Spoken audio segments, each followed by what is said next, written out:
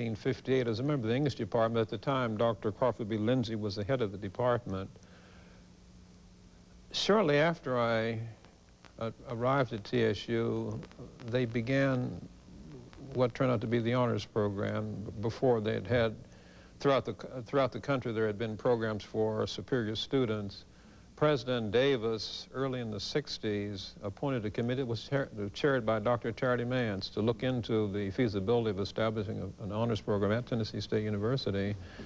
The program began in 1964, I think 1964. And I served as co-director with a friend of ours who was a Woodrow Wilson Fellow. He was completing his PhD in history at Vanderbilt University. Pat Gilpin, he's now in Texas practicing law. But at any rate, we served as co-director. He went back to school to get his degree, and that left me as a director. And I directed the program for 22 years. One of the most rewarding experiences I think I've really had, because I had an opportunity to work with very bright students, many of them who have gone on to get PhD degrees, MD degrees, and what have you, and to make a worthwhile contribution to society.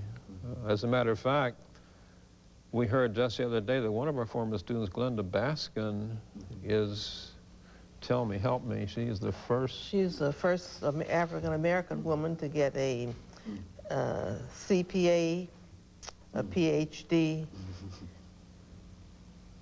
and an MBA. And she was recently inducted into the Honor Society out at TSU, the Phi Kappa Phi, and she's now the head of the School of Business at Jackson State.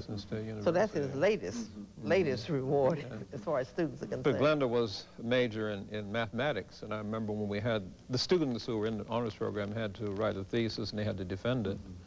I never shall forget the day that Glenda came to do her oral. There were students who were invited as well.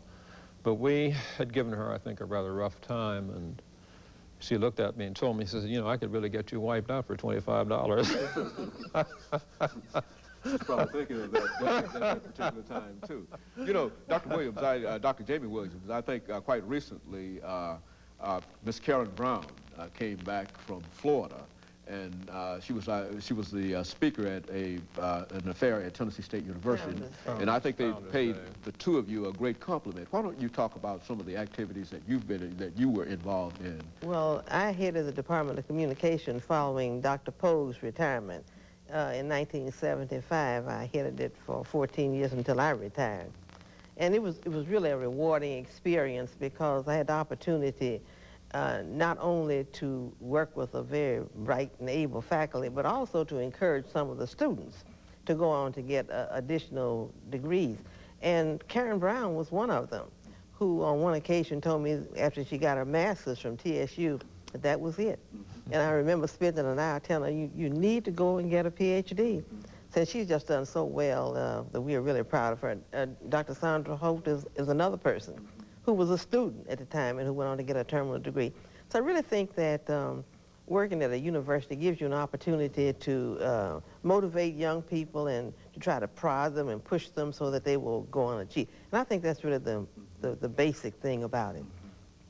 I had the opportunity to work on a lot of committees with a lot of our colleagues and form friendships that have just been really satisfying and heartwarming. And so it has been really worth the effort, all the years that you were at Tennessee State University. Definitely. I had the opportunity on one occasion to serve as the chairman of the Faculty Senate, as chairman, president, whatever. And that was during the time that Fred Humphreys came as president. As a matter of fact, I was the chairman of the Faculty Senate at the time. And that proved to be very rewarding as well. Okay, you know, we're coming up to our first commercial break, and after which we'll come back and we'll talk about some of the other activities that the two of you have been involved in, especially about some of your civil rights work. And we'll be back with you following this commercial break.